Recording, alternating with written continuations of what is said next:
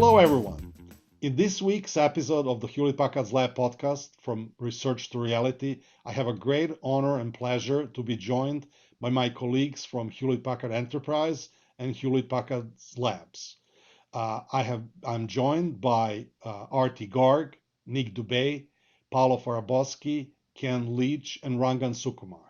Together, we will discuss the topic of heterogeneous computing. We will express our point of view and call for action. I hope you will enjoy it as much as I have by working with my esteemed colleagues. It is widely accepted that ubiquitous heterogeneous computing is going to take an important role in the near future. Outside of the embedded space, the computing industry is unprepared to deal with a flood of new, specialized, and conventional computing elements. We argue that the community needs to embrace a major shift to enable heterogeneity in an equitable, secure, and sustainable manner. This shift has to cover every aspect of how we design systems, including platforms, interconnects, software, applications, and I/O subsystems. With the increasing innovation in the accelerator space and several new accelerators entering the market, there currently is a matching and unjustified diversity in the systems built around them, software and management stacks. While in some cases system-level diversity is justified by a different computing paradigm, the community needs to avoid gratuitous differentiation, which does not add value to diverse computing elements, complicates the integration process and application portability, and causes a multiplication of efforts that shifts engineering resources away from the core technology. As a result, end users are facing increasing difficulty in reusing a single application code base across different accelerators. Similarly, system integrators are facing increasing difficulty in incorporating accelerators in their products, and software developers in developing code that is portable across multiple heterogeneous computing elements. To overcome these problems and to encourage focused innovation in the accelerator space requires understanding the system-level differentiation points and providing a set of recommendations to all participants in the ecosystem, including accelerator technology providers, systems integrators, software developers, the open source community, as well as the end users in both the scientific community and the cloud service providers. The goal of these recommendations would be to identify the areas to open versus those where innovation is welcome. This work motivates this point of view on this topic, but also represents a call for action for all the major players to work together and improve the landscape of heterogeneous computing. We believe this is an important next step that will benefit the entire industry and collectively improve the ability to achieve faster results and better reuse across accelerated systems. So we're witnessing the emergence of heterogeneity right now in the compute landscape for a number of reasons. Number one, from the supply side, the CMOS process is just being squeezed, which means that there's so much we can do by just going incrementally about developing new features on a standard CPU architecture, or what we've been doing for the last 20 years. By doing some specialized implementations for some target-specific workloads, like for instance, for machine learning, we can enable much higher acceleration of these workloads with the same CMOS process that would be otherwise used for standard compute. So that's one of the reasons that's driven by a squeeze on one side of our capability on the fab side, but also by the emergence of those new workloads that are asking for different kind of compute architectures. We've seen that in the past, and we've seen all of those phases of constriction and expansions. And this last one's been pretty important, pretty significant, driven by basically that expansion of workloads requiring all of that acceleration, especially in the machine learning space. If we look ahead, it is reasonable to assume that there will be convergence again. However, this convergence may take a while, and until it happens, there will be a lot of bifurcation, a lot of replicated efforts, a lot of inefficiencies. One potential hope is, for example, RISC-V, but all of that may take a while. Before we talk about the ways that we can integrate heterogeneity into next generation computing platforms, I want to start by making sure we're using the same definition of heterogeneity because it can come in many different forms.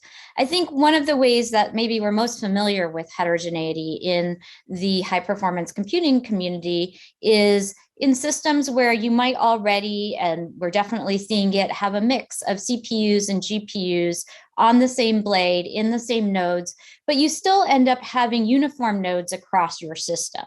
What we're starting to see emerge is what is maybe we could call coarse grain heterogeneity, where you may actually have different partitions of a given high performance computing system with very different processor types. In some cases, you may have very new processor types that are network attached and don't really look kind of like your traditional racked computing systems in the first place. This is leading to a lot of challenges when it comes to operators, system administrators, and really figuring out how do I take advantage of a system where maybe I have these partitions with very different technologies underlying them. And one of the biggest challenges is actually that since these technologies are new and emerging, the interfaces between, say, the software layer, the interconnect, and the underlying processor and node design aren't well defined. Some new accelerator vendors are really going very far up the stack in terms of providing end user facing technologies. In other cases, we're seeing maybe some growth in creating clear interfaces where maybe a system integrator can work with an underlying accelerator's technology and potentially with multiple accelerator technologies. This is a challenge right now that I think we need to solve in the high performance computing community because we need to be able to define these clear interfaces so that we can also clearly understand what which different types of vendors are playing in which area of the computing stack. Having these interfaces well defined, having in some cases standards around these interfaces will actually lead to more innovation and faster technology development in this space because it will allow for end users to somehow mix and match between these technologies and really choose the right technology for what they're trying to accomplish. The goal of this work is to identify the most important dimension for a hardware software accelerated platform. The idea is that we want to simplify using, integrating it, and developing it, while also enabling innovation for all the players in the system. We believe that an open platform should have a strong set of common elements in areas that are outside of the accelerator itself, such as networking, storage, or workload management. And we don't have the illusion that this will be able to just cover the entire space. But we think that if we are successful in conveying the right message, we can actually lower the barrier of entry for new players and, for example, startups, and enable them to focus on their core innovation as opposed to what we sometimes refer to as gratuitous differentiation. Our vision to handle heterogeneity is to be an open exchange for customer applications that need horizontal and vertical federation. Horizontal federation is the ability to distribute applications across different service providers, cloud providers, on-prem data centers, and IoT deployments. Vertical federation is the ability to orchestrate applications from the edge to the cloud to the supercomputer. Horizontal federation will optimize infrastructure for workload fluctuations, and vertical federation will optimize the need to move data back and forth. Customers will need both. When we think about federation, the federation can be vertical, where we federate the edge and either cloud or co-located data centers or supercomputers with the edge, which could be heavy edge or it could be light edge, for example, for wildfires and things like that. We also have horizontal federation. That federation can apply across different supercomputers or across different clouds or across different data centers, colos, etc. Similarly, the horizontal federation can also happen at the edge. For example, when we have a plethora of sensors deployed, they can all be integrated, preferably in a pretty transparent manner. Having these two, horizontal and vertical federation, also enables you transparent federation in diagonal way, where you can federate from your edge to any different kind of clouds, supercomputers, etc., and similarly in the opposite way. Achieving this vision requires openness and at the same time the ability to implement differentiation within an open framework, and also to being able to federate resources and combine them to be able to build systems on top of accelerators. There are lots of players in this field. We have accelerator vendors, silicon manufacturers, software developers, system integrators, cloud service providers, industry standards. And in the work, we're highlighting some of the areas where openness is important versus interfaces, and differentiation is important. So a key challenge to enable that federation of resources across sites and different administrative domains is that some of the large players in the industry today are all getting for different standards, and many of them are kind of locked in because it's part of the business model to lock in the users, lock in their data, so that they can stay within their own basically their own environment, their own set of APIs, and their own premises, and their own pricing model. We're actually pleading for a much more open federation. And for that, we need to go build workflow orchestration at the meta level that abstracts all of these more specific or more logged in implementations. So we need to build open APIs, open interfaces. And then that allows all of the workflow to run across the various heterogeneous kind of compute elements at every scale, from edge to supercomputer to cloud. And then that allows people to actually trade freely between those various entities and decide where they want to have their data processed or their workload executed. As this Cambrian explosion of new accelerator types really leads to increasing heterogeneity in the high performance computing space, one of the areas that is contributing to variability is this question of degrees of openness between different technologies. So in some cases, as we've discussed, there are accelerator vendors that are really thinking in terms of creating a completely enclosed network attached accelerator that doesn't really integrate closely with other technologies that might be part of a computing system. More traditionally, we've had accelerators like GPUs that are closely tethered to CPUs that require CPUs actually to serve as hosts and offer a lot of possibilities for system integrators to design boards and interconnects to tightly integrate these accelerator capabilities into the overall system. This variation in degrees of openness creates some challenges in terms of really creating a homogeneous experience, even if there is a heterogeneous underlying processing capability. Less open systems, they are typically exposed as a tightly integrated appliances. They tend to be less open regarding their defining characteristics and interfaces. Some examples of these systems would be network attached accelerated appliances dedicated to a specific task, such as deep learning, model training, and similar. Looking at the more closed end of the spectrum, proprietary systems like TPUs, which are typically closed at the hardware level, these are typically only available with cloud instances. These are also closed at the software level, where you need to use a provider's software stack and SDKs to be able to interface with these types of accelerators.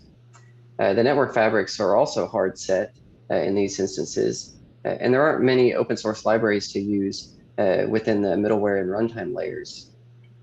While users aren't really impacted at the hardware integration level, they're constrained in the way in which instances can be accessed, orchestrated, and where the data that they process is going to be stored. We need open ecosystems for the end-to-end pipelines. We need to worry about storage, networking, virtualization, runtimes, workflow, scaling, and security. So there are several opportunities to apply system-level expertise toward a more general accelerators architecture. In the network space, there are often two different fabrics within a system. One is for the generic data center-wide Ethernet connectivity, and one that was pioneered within the GPU space for dedicated inter-GPU connections. These two fabrics often use different protocols, and in case of the accelerator fabrics, they often require different things like memory semantics transaction support, like RDMA. Other accelerators are following this same dual fabric pattern as well. So established standards such as Ethernet or InfiniBand, those are going to be the natural candidates for system interconnects. However, an interesting option as well is being explored, which is whether a single converged interconnect can carry both the accelerator and the system traffic together with using differences in patterns, optimization points to be able to classify the traffic, as well as being able to be managed with some type of quality of service settings. One of the areas that it's important to understand is that data-intensive accelerators don't only operate out of the private memory. So they do need connection to high-performance storage to, in the case of machine learning, for example, to feed the training data.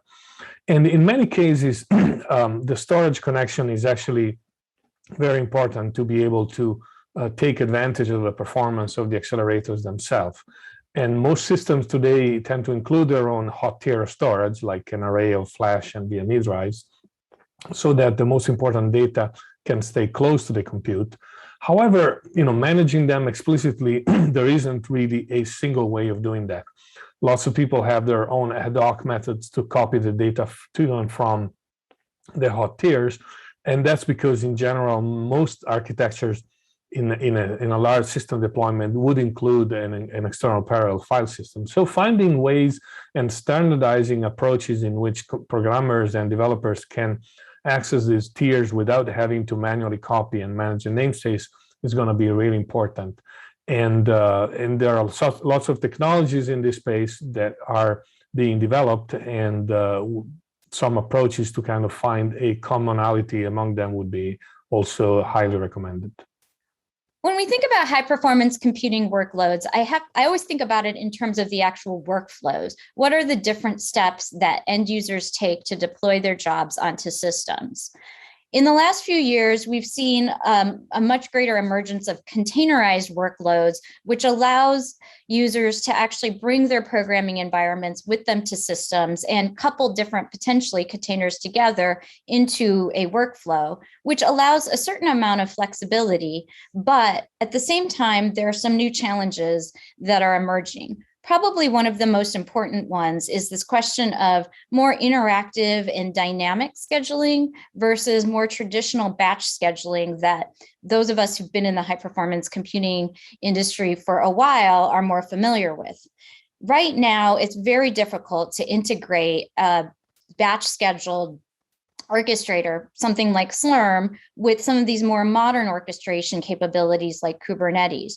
And in some ways, these two approaches to deploying workloads through a integrated workflow are on a collision course where we don't really know how these two things can be integrated together. But for many users that are actually running fairly complicated workflows that maybe require some amount of tasks and processes that don't need to be completed just in time and can be run in parallel, but others that do, there's a lot of work that needs to be done in the industry to ensure these different types of approaches to orchestrating a workflow can work together in a seamless way that really enables us to advance the types of workloads we are running on our systems.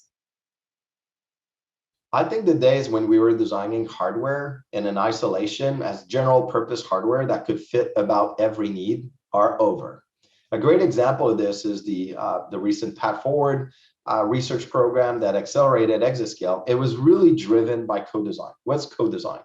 Co-design is the idea that you start with the workloads and the workflows, and you basically drill that down to the software layers and all the way to the hardware to figure out if I want to deliver maximum outcome for a given application, for a given or meta workflow, what is the best way I'm going to go design my hardware? Yes, as a system hardware, but also all the way down to the silicon, the various features. And how am I going to combine all of those different silicon options that I have to ultimately deliver the best pipeline workflow coming out of this? So the way to do this is that we need to have hardware engineers working with software engineers, working with application scientists, all working together in the co-design cycle, and that's what produces the best system overall as the ultimate result. The community should seek to develop performant yet portable programming environments for these accelerators. The goal is to support a common source code across different platforms and different generations of the same accelerator. When it comes to programming, different accelerators expose different levels of complexity to the programming interface.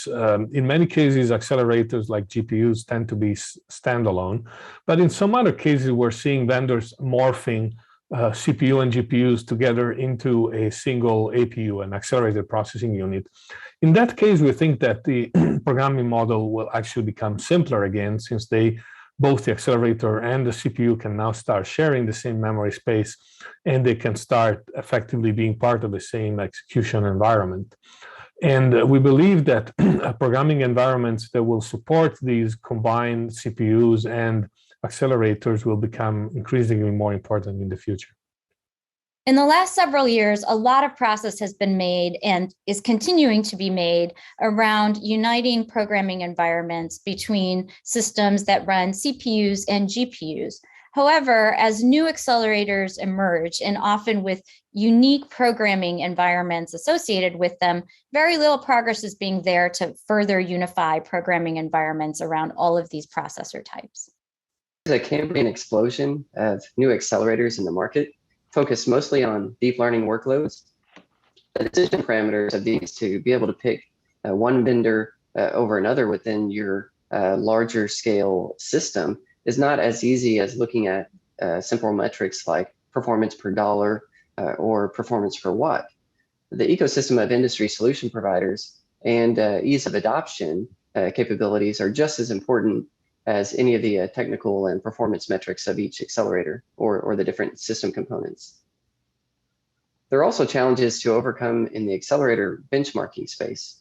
For example, it can be challenging for you to extrapolate how well a custom AI model might perform on a given range of accelerators. This is because of a couple of problems. In many cases, we see a narrow focus within industry-wide benchmarking tools. Often they only use a few they focus on a few use cases or open models. They also use synthetic data often and train on small data sets to be able to benchmark against. You have to be able to hope that you can find a good enough match for your use case or your model that you intend to deploy to production to be able to compare against to get good model performance and prediction. It also isn't easy to incorporate your custom model into the benchmark framework to be able to test real examples. As a result, some AI models perform better on CPUs or GPUs for a special class of problems, but that's not always true for every model and every usage scenario. The other problem is that vendors publish against models and tools that elevate their performance expectations. These likely don't see, so in this case, you don't likely see similar results across a range of accelerators. The ability to support more models in common test tools and for accelerator vendors to support more open models, as well as adding an ability to configure for custom models using these common test works is really key and critical to be able to make prediction of accelerator performance better and more systematic. Creating methods to truly predict performance gains using analytic, data-driven, and roofline models are also required to be able to characterize new architectures. So security is a key aspect of pipeline workflows on heterogeneous compute resources. One of the key aspects is that we'll need to make sure we have isolation between the various work streams, right? And that can go through encryption and twin network. It could go to VLAN remapping and all of those things. We'll also need to make sure that as resources get allocated from one user to another, we keep them absolutely cleaned up from one allocation to the other one. And then once the user is actually running, two key aspects are hardware root of trust and making sure that we have secure BIOS upgrades.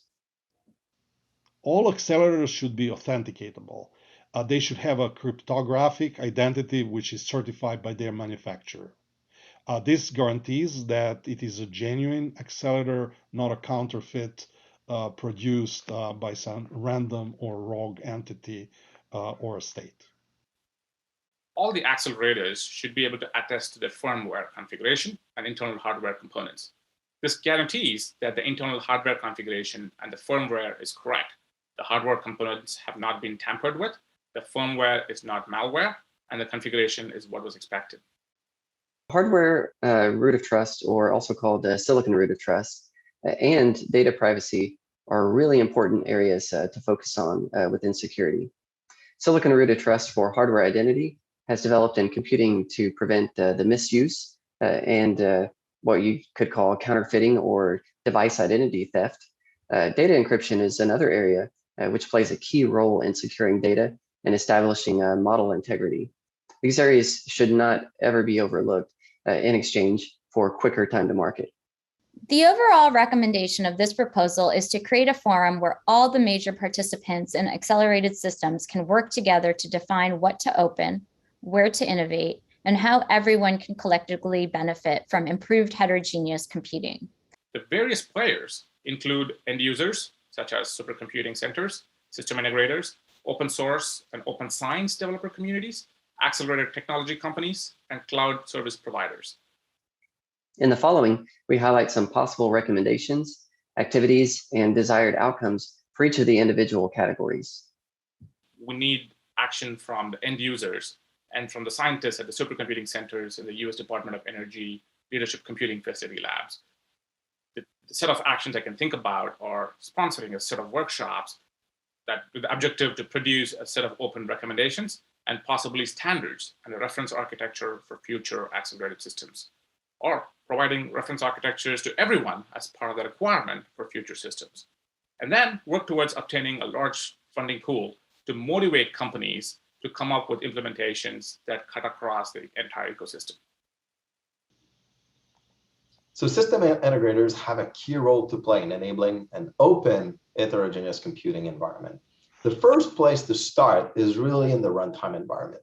We need to have development tools and the whole runtime stack, including the Met libraries, the parallel processing, a framework, and all of that, to support various compute instances underneath them and abstract their specificities so that the users can program once, but target multiple of these all together. If the users have to port every time they move from a given accelerator to another one, there's no end to that, and that we're really not maximizing productivity if we do that. So development environment runtime is the first key part. And the key for system integrators to do that is really to work along with the community with open like OpenACC, OpenNP, and there's a lot of standards where the system integrators like HP need to keep jumping in, keep collaborating, enabling that. So that's the first, and in my opinion, the foremost piece of it. Then it goes into the whole data model, the whole data layer, and how we interconnect all of those things together. Again, there's players in the industry that are gunning for locked-in models for this, and we, as an industry, as a community, need to enable people to connect these various computing accelerators or different compute elements together in a way that's flexible, in a way that's not so locked in because you have to use a processor X with an accelerator Y and so on and so forth. And that's how we're going to deliver the best outcome for our user community for as long, again, as we have a solid runtime environment on top of it that abstracts some of the specificities. Last but not least, the industry also needs to drive kind of standards and how we integrate, how we build those things physically. If every time a new accelerator comes to the market and every system integrator needs to go build a special box for this, we're never going to scale out.